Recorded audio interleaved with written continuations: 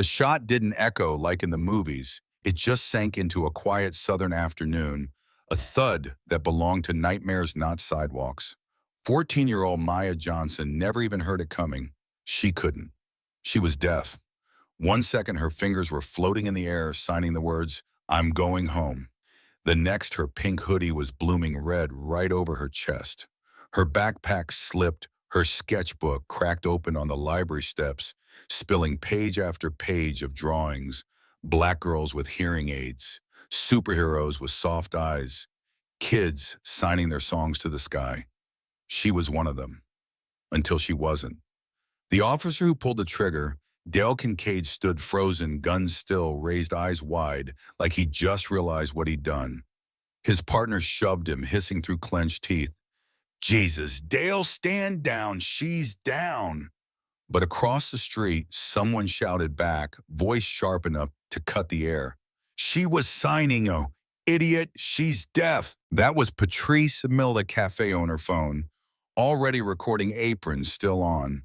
Her voice shook with rage. "You shot a child. She had a sketchbook, not a weapon." The crowd started forming, murmurs swelling into shouts.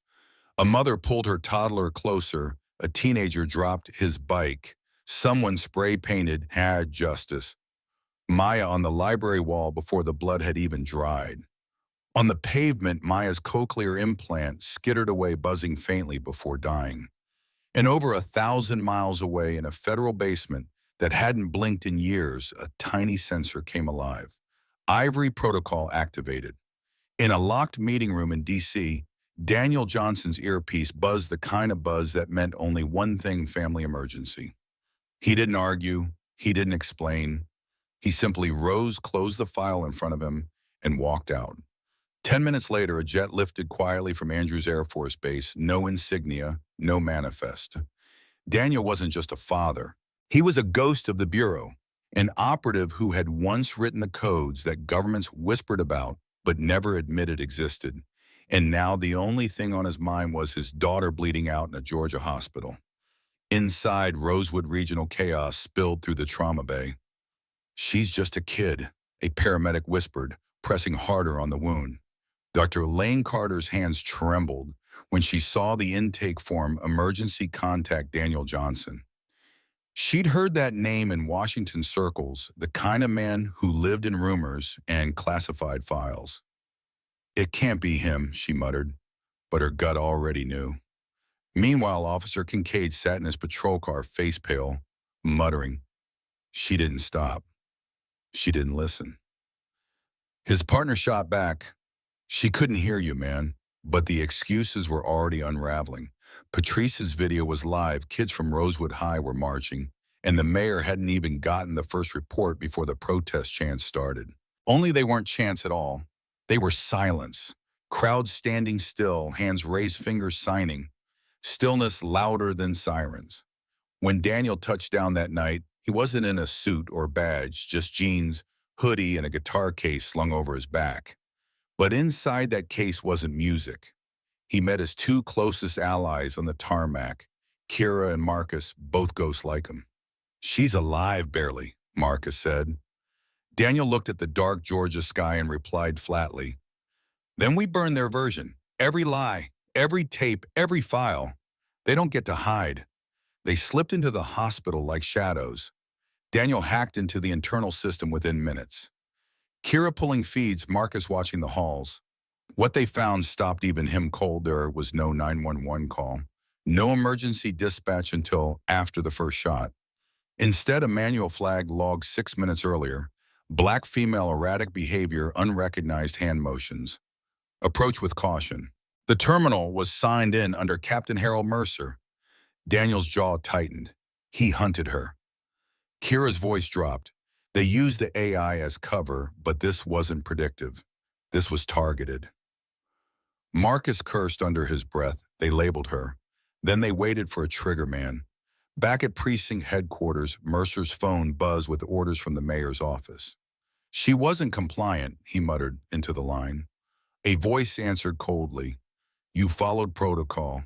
Let it die down." But silence doesn't die, it roars. Daniel's memories returned like shrapnel. his wife Monique, who had taught sign language years before Maya was even born. She'd filed a complaint once against a deputy for abusing a deaf student. A week later, her brake lines were cut. They called it mechanical failure. Daniel had buried that rage for years, living only for pancakes with Maya bedtime stories, a quiet house. But now the rage was awake, and it wasn't going back to sleep. The breakthrough came when Officer Miguel Reyes, barely older than a college kid, met Daniel in the shadows of an abandoned church. His voice cracked as he admitted, "I saw her signing. My cousin's deaf. I should have said something. But Mercer told me to shut up or get transferred." Daniel stared him down. "You already got shot. You just don't have the scar yet." Reyes slid over a flash drive and edited body cam footage. That night in a dark, safe house, they hit play. Maya in her oversized red hoodie walking past the library, hands floating through the air like poetry. She was signing the lyrics to Rise Up. Then the shout, "Stop moving," the shot. Her body crumpling, sketchbook scattering. 89 seconds. That's all it was. Daniel didn't blink. Enough. At 12:01 a.m., Kira mirrored the clip to encrypted servers' civil rights forums in one trusted journalist. At 12:07, it had 40,000 views. By 12:10, the tag, "Hands are not weapons," was trending across the country. By sunrise, Rosewood streets were filled, grandmothers in folding chairs, teenagers with cardboard signs, mothers with strollers, all standing silent. Someone taped Maya's bloodstained drawing to the library wall, her superhero, with hearing aids shaped like constellations. Another kid placed his own next to it, a hero signing hope. Daniel didn't march. He walked the edges listening. Rosewood wasn't unique. It was just the latest crack in a wall long rotten. But this time the crack wasn't closing. This time the world was watching. The mayor, Evelyn Brooks, thought she could bury it. Daniel paid her a visit, standing under her porch light, face in shadow. "You signed the order to install that system, used school safety funds, buried the vendor trail under shell companies." Her face went pale. "Who are you?" she demanded. Daniel's voice was low. "Someone you should have feared before you ever signed my daughter's name into your system." He pressed play on his phone. Her own voice filled the air, cold and careless. "If they can't follow verbal protocol, they're a risk. We need officers who don't hesitate." Daniel leaned closer. "I'll give you a choice. One you didn't give her." That night, the FBI descended on a hangar where Brooks Mercer and Fortis Defense's CEO tried to board a jet. Lights flooded, agents swarmed, briefcases burst open with contracts spilling onto asphalt like dirty laundry. Daniel watched the arrest from a secure feed. He didn't smile. He didn't need to. Because back in the hospital room, Maya's fingers twitched against his. And for the first time since the shooting, she gripped back. She signed with shaky hands. "Am I still me?" Daniel bent close, whispering, "You are the reason an empire's falling." By the time the trial came, Maya was in a wheelchair, but unbroken. Cameras filled the courtroom. Activists leaned forward, the nation holding its breath. Officer Kincaid sat pale and shrunken. The prosecution didn't start with words. They started with sound, the recording of Mercer snarling. "She moves her hands too much. Don't care what the scanner says." Then came Reyes testifying through tears. "I told him she was deaf. He ignored me." Screens lit with the AI logs criteria flagged her for repetitive hand motions, the very language she used to live. Then Maya lifted her whiteboard. On it, in bold marker, "I will not die in silence." The room shifted. No gavel could match the weight of that moment. Guilty recounts.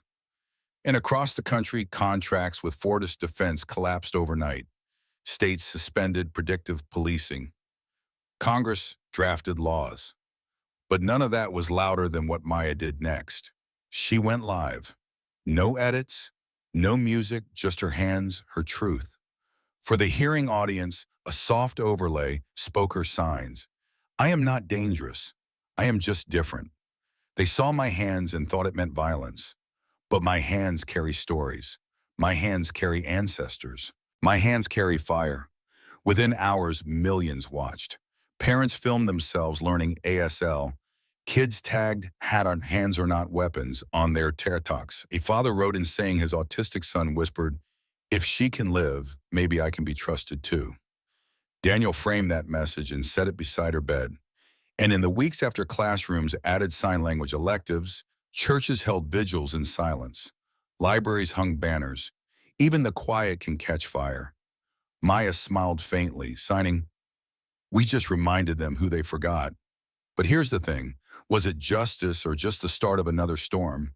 Some said the system finally cracked. Others whispered it would only rebuild itself stronger. Daniel didn't claim victory. He sat by his daughter's bed, watching her sleep, whispering, "No more hiding, no more shadows." So now it's your turn. Tell me, what do you think? Is silence finally broken? Or is the world still pretending not to hear? Drop your thoughts in the comments, because justice doesn't need to roar. It just needs enough of us to stop turning away.